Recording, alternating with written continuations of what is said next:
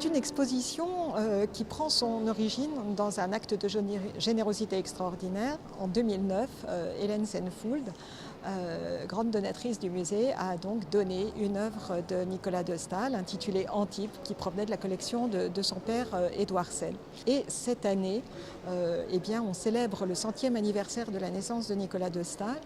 Et en accord avec le comité de Staël, avec la famille de Nicolas de Staël, nous avons donc proposé de célébrer à notre manière le 100e anniversaire de cet artiste en consacrant une exposition à cette thématique très particulière du paysage dans l'œuvre de Nicolas de Staël.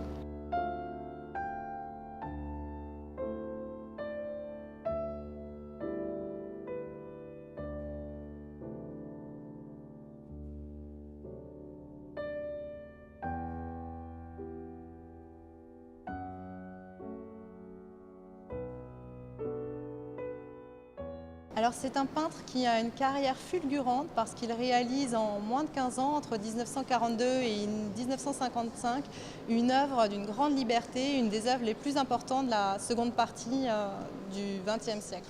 Il est lié au peintre Georges Braque qu'il rencontre en 1944. Braque a un atelier à Varengeville, près de Dieppe. Donc Nicolas de Staël lui rend visite régulièrement. Il n'a pas d'attache familiale, c'est vraiment l'attrait pour les paysages de la côte normande, cette lumière, son travail de peintre qui l'amène à venir travailler sur la côte normande. Alors, un ensemble important, 130 œuvres dont une grande majorité viennent de collections privées, donc des œuvres qui n'ont pour certaines jamais été présentées au public. 130 œuvres, 83 peintures, le reste étant des dessins, des gravures, une sculpture. Et en fait, 130 œuvres qui parlent de 3 ans de la vie du peintre, entre 1951 et 1955, ces dernières années où il va se consacrer de manière non pas exclusive mais extrêmement importante au paysage.